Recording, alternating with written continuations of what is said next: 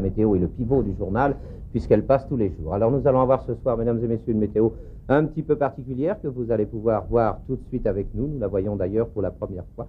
On nous a dit que ça n'était pas la même. Je crois qu'elle nous donne surtout des prévisions pour janvier 1957. En effet, des prévisions du 1er au 5.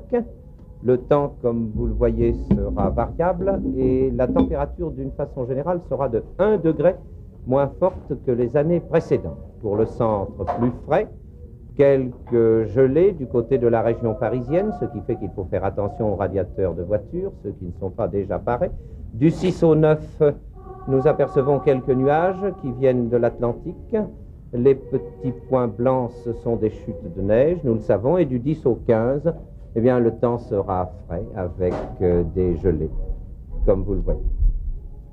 Nous ne pouvons guère aller plus loin en ce qui concerne les prévisions générales. Voici maintenant la pluviosité en 1956. Et ici, Roger, j'insiste, 0%, c'est en somme la normale. C'est la pluviosité normale dans cette région, celle de Bretagne. Exactement. Moins 15%, ça veut dire qu'il a plus de 15% de moins que les autres années dans la région centrale, moins 4% dans le nord, 7% en moins ou en plus, je vois mal, en plus.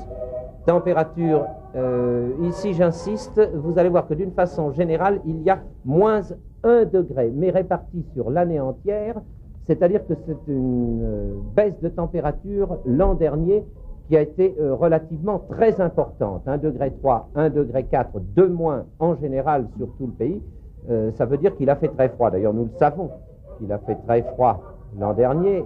Voici justement les jours particulièrement froids.